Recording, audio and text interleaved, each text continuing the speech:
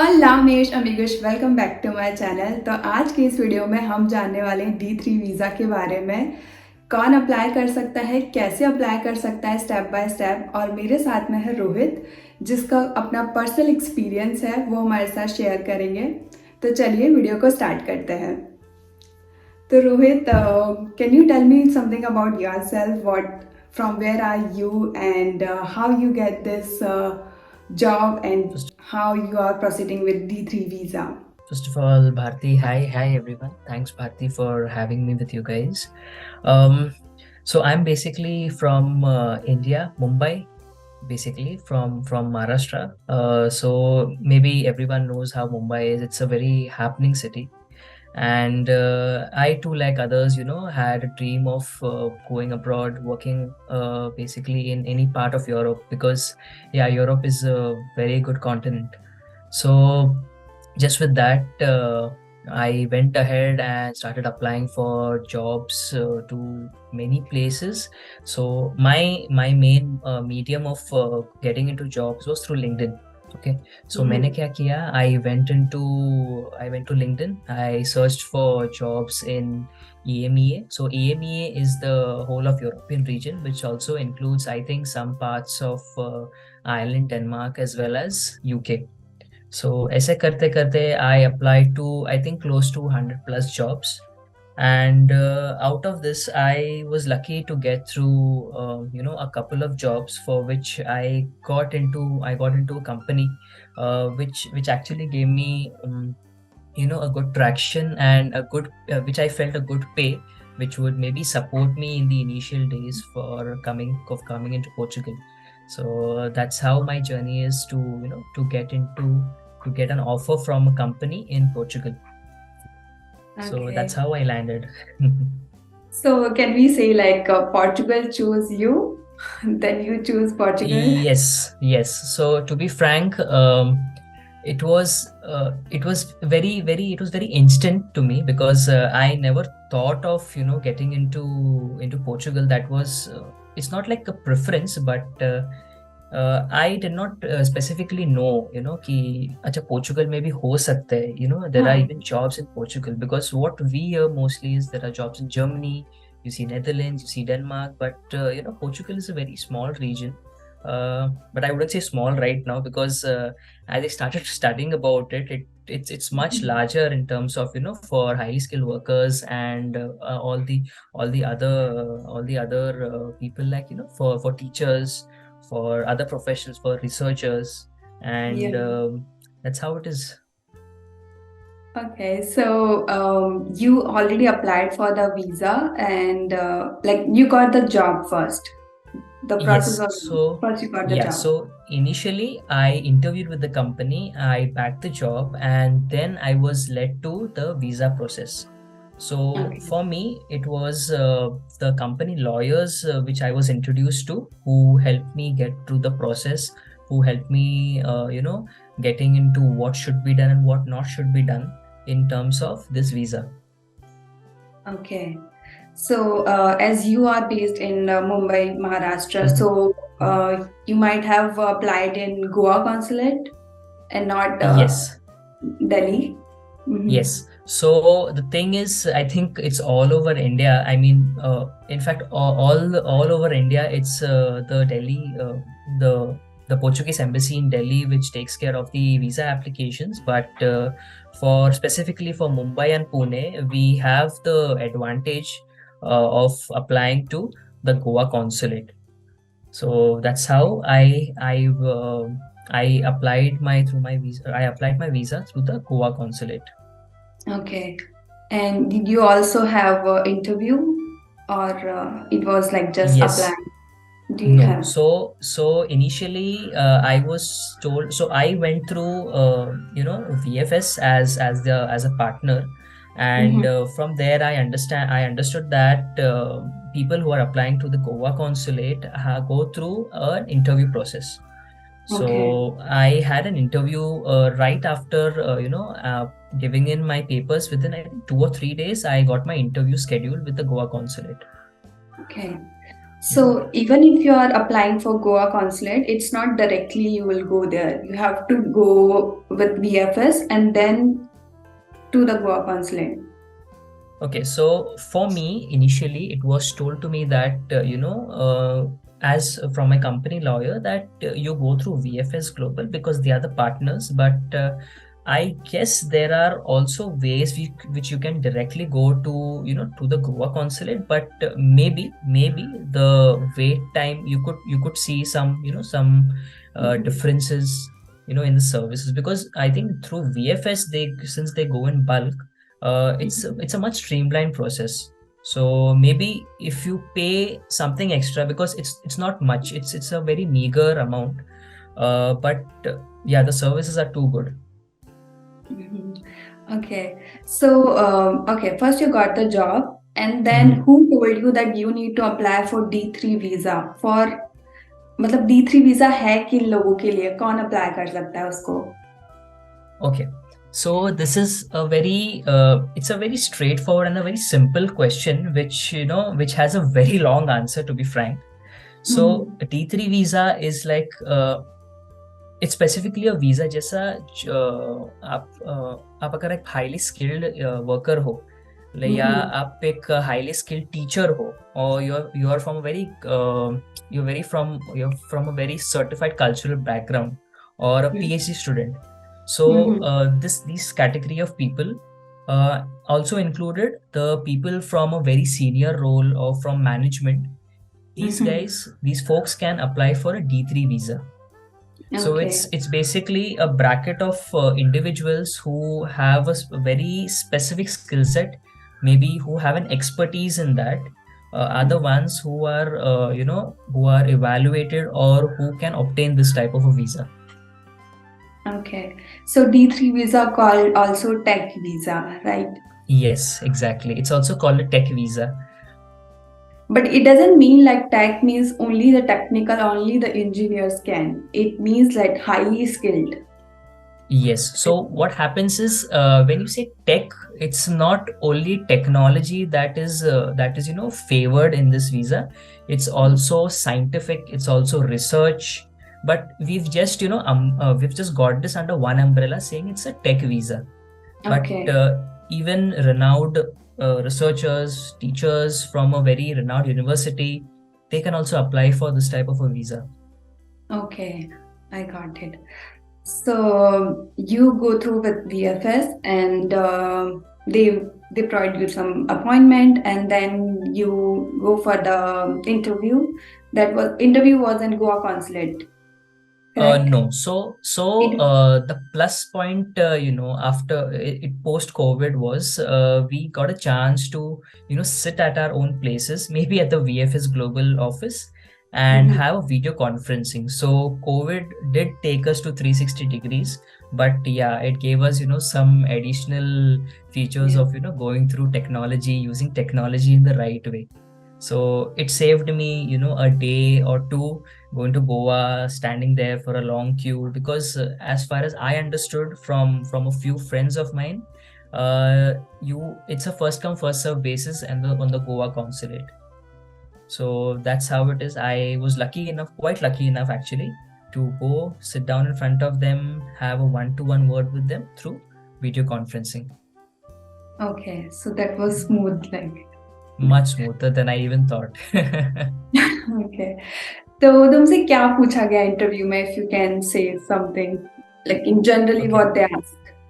So any visa interview, it's basically they ask you about you, what do you do, what domain do you work in, because they are much keen to know exactly if that specific domain or something is very much budding or not. So it's basically, it's not not very much informative, but it's basically they check your body language.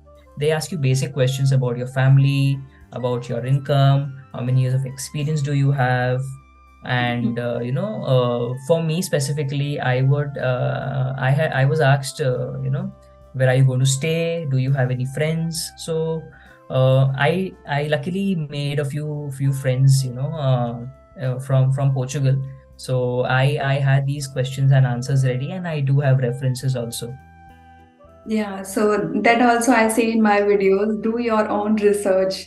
And Exactly. yeah, the context also help. If you ask them question and research, then you understand better all the things. So I forgot one question to ask, like which is Mhm. really important. Was it easy to get the job or it was difficult? How you? So I would not say it's not impossible. I would say it is tough. As the markets, as markets go up, down, whatever happens, there is recession coming in, there is everything. I would just say that, keep hustling, keep doing what you're doing, keep giving interviews, keep applying to jobs. And mainly what I would tell you is you focus on if you are able to get referrals, because referrals are a very good way which you can showcase the employer that yeah, you are fit for this job, if not 100%, because I won't say 100%, because no person who's 100% fit for the job will get that job. He's Yeah. much better than that. So you do your research, you have your skill set in place, and keep applying. Make as many connections as you can on LinkedIn. That's what I say. It's a very powerful platform. Yeah, so two things. Yeah, I also understand from my experience. One is the Hmm. LinkedIn is really important to get the Yes. job. And also, you pointed out this because of the recession, many are losing the job, but you got the job in this time, so it's Yes. not Yes. it's not like impossible. It is No, possible. nothing is impossible for sure. That's what I can tell you. Yeah. So, are you in India right now, or you are in Portugal, or you are coming to Portugal? What is the process now So, currently? so currently I am in India right now, sitting in it's a little cold here in India, and I'm just awaiting for my visa. I'm just awaiting for my visa to come back from the Portugal consulate. So Mhm. once that, I'm sure to make my preparations and fly directly to Portugal. Okay. So you're still waiting for the visa. Yes, I'm still waiting for the visa. Okay. And when did you apply? So my visa application went through in this month itself. I went, I think, in the first week of January. That was the date that I intended to visit VFS Global, Mhm. and I submitted my documents. And within the next week, I think it was even less than a week, I got my interview scheduled with the Portuguese consulate. So the process was very fast and seamless. That's what I could say. At least with the Mhm. Goa consulate, it was much better and much seamless. Yeah. So you got lucky to got your Very appointment much, done very and much, very done. much. Yes. That's so good. How one can go through with the job process in Portugal and visa. I would put forward my experience specifically with going through the documents and going to the attestations and everything. So let me start off with with my processes from start to Yeah. end. Okay, so I initially started on searching jobs on LinkedIn and getting my specific job. Once I was offered my job, I got connected with my company lawyer who gave me the idea of what the visa is, what's the duration of this visa. So for a D3 visa, as far as I understand, a D3 is one category of a residence visa, which is valid for 4 months. Okay. So now, when I say valid for 4 months, I wouldn't say this is a minimum or a maximum duration, because this totally sits with the Goa consulate, okay, the Okay. Portugal government. So I had the requirement was given to me for that. I have to apply for a 4-month visa, post which I can apply for a resident permit in Portugal. Okay. And yeah, and this resident permit, I think it spans up to 2 years initially, and on renewal I can do a 3-year renewal. Yeah. So I have a total of 5 years as a resident permit. Okay. Mm-hmm. So going ahead with all of this information, I went ahead, I registered to VFS website. I gave in all the necessary details. I got my documents in place. Mm-hmm. Um, So there were two specific documents, which required an international certification, which is called apostille. Okay. So this apostille, I got it done for my police clearance certificate. Yes, and for my university degree. So since I did my education in Mumbai itself, it was again a much easier way for me, because the University of Mumbai just required validations in the form of transcripts. Okay. So in this also I went two ways. So let me maybe put light on the PCC and then on the university degree. Okay. So first of all, for the police verification, again, you can go through two ways. The first way is you can go to the regional passport office, get your police clearance certificate from there. Okay. And the second way is you can directly apply it on to you get websites. It's not any third-party website, but it is the Maharashtra government website where you apply for a police clearance certificate. Okay. The difference between these two is, if you get it from the passport office, it has much more validations, because it is you get a stamp from a very higher authority compared to what you get from a police station. Okay. So what I had to do for the passport office one, I had to just apostille it and I had to submit this to VFS. Okay. But for the other part, for the one that I would do it from the regional police station, I had to get that attested from a lawyer and then get that apostille. So for the second part, you have an addition that you have to get it attested from a lawyer saying that, okay, this is a legit document, and then you can get it apostille from your Ministry of External Affairs. So if I understand correctly, you want to say one can apply from Passport Seva Kendra directly rather than going to the police and then get it attested and apostille. Okay. Yes, you're right. And I would still recommend you, you go through the regional passport office process, because in my experience, I felt very seamless. I had my police clearance certificate within a week of my submissions of documents. So I had my appointment. Yes. So that is I think I've been lucky in many areas on this application. So I got my dates. That was, I think, somewhere in I don't remember exactly, but I remember this clearly. I got it within a week. I had to go to my regional police station for verification, for an in-person verification. They asked me a couple of questions. Okay. In this also, it depends from the regional police station to police station. What I had to do is I had to get a no objection certificate from the place where I stay. Okay. So the residence where I stay, I required a no objection certificate saying that I am currently staying here and I do not have any, I had no problems created into this locality. Okay. So this was an NOC that was expected. And the same thing reflects in your police clearance certificate saying that you do not have any criminal record. Okay, so this was my recommendation. Go through the regional passport office process. That's one. Now coming back to the university apostille, year two, I had a couple of options. So here you can do it. Either you can go to the University of Mumbai, you can get your transcripts ready. So this process is a bit long process for for a person who thinks it's very long. It takes close to 15 days for the university to have your processes done. And that's a normal time actually. It's not that it's a very long time. It's a normal time because there are hundreds of applications flowing in. Okay.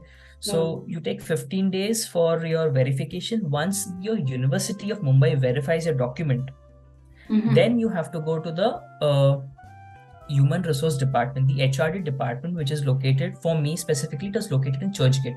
So there you have to go, show your certification from the University of Mumbai, get it again certified, get it attested from the Human Resource Department, and then you can go ahead and get it apostilled from the Ministry of External Affairs. Okay. So I'm sorry, yes, I missed the part. I did not understand what is the human resources process here. Like, why okay. you need to go there? Okay, so for any university that you go through, so specifically, let's take my example. I am from the University of Mumbai. Okay, so whatever educational documents go through, they go through the government of Maharashtra. Okay, Hmm. they Yeah. have to be attested from this government for it's called a state attestation or a union territory attestation. This Okay. has to be done for any type of degree documents that you have. That is, Okay. it's clearly mentioned in the, if you go to the VFS forms, which are Hmm. which are freely available on websites. If you Google it, you'll definitely get it. So it's clearly mentioned that your university degree should be attested by the state State. attestation, by the state where you have done your degrees. Okay. So I had to go to the HRD department. HRD department is recognized for the government of Maharashtra. I got it attested, and Mm. then I did my at the Ministry of External Affairs. I got the apostille from there. Okay. So in all this process, do you need to translate any of the document, your degree or PCC or anything? So for me specifically, I had everything in English, and Mm-hmm. I was not required to translate anything. But I would definitely give a suggestion, because I did get suggestions from people that if your documents are into any regional languages, please get it, translate it into English and then give it for apostille. Yeah, That is my correct. recommendation to you. Mm-hmm. Correct. So, okay, after this all attestation and then apostille and then Mhm. what was the step now? Okay, What you do the so next? I had the VFS forms, the hard copy. I had the VFS forms. I had the forms for the visas. So you get a same form for all type of residence visas or temporary stay visas. You can get it online again. Mhm. You have forms from SCF. So SCF is the Border Security Forces from Portugal. So Yeah. that is like a permission form that you are providing permission to them to have your background checked. Okay, Yeah. so that is one form. Since I am applying as an IT professional, I had to obtain work contract from my upcoming company in Portugal. Okay. I had to get um, the offer letter from them, the work Mhm. contract, which was digitally signed from those people. I had to get the offer letter from them. Um, and I had to also given my 3 years of income tax statements to check, if I could sustain myself for a temporary period until I don't join and get my salaries. So that is the back of the mind thought when it comes to checking your salary slips, your income tax certificates, the PCC, the criminal records, and everything. So you should come in clean. That's what is the whole idea of getting all these documents. And they ask you for 6 months payment slip, 6 months of your bank statement, to see if Okay. you are able to sustain yourself or not. Okay. And you need to also show some block account in this case when you got the job. No, I did not have to show any of the block accounts or anything. I only Mhm. had to show, if I have sufficient funds to them. That is in the form of the 6 month bank statement. Yeah, to travel and to sustain until you. Yes, you're right. And Okay. along with that, I had a few more. I had to show in my travel documents. So it was just a blocking to block a flight.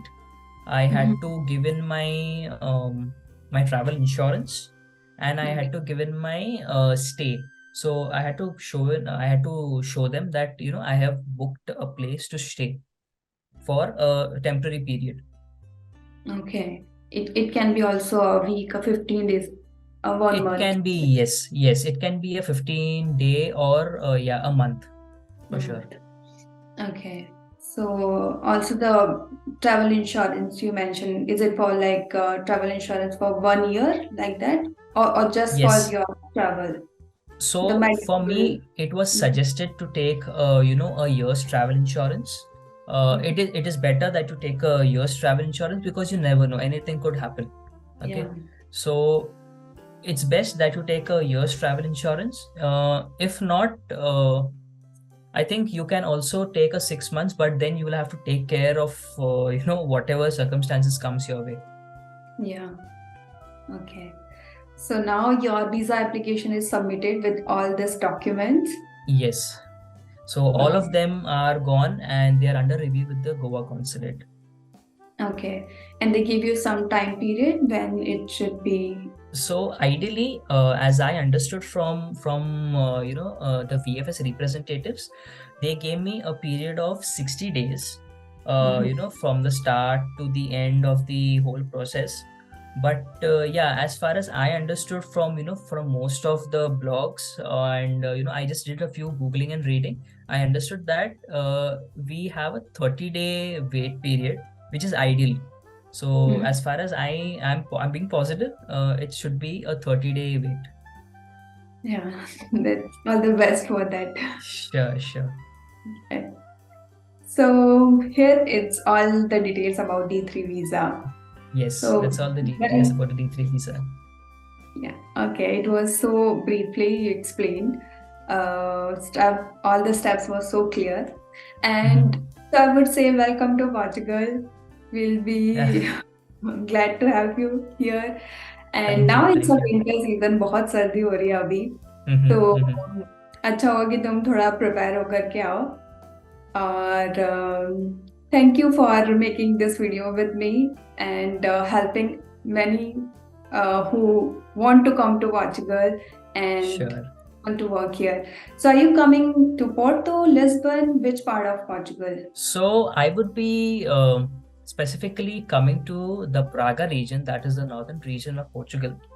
So you are coming to Braga. Yes, Okay. I'll be coming to Braga, and that's going to be the northern. I think that's going to be the northern region of Portugal. Yes, it's really beautiful.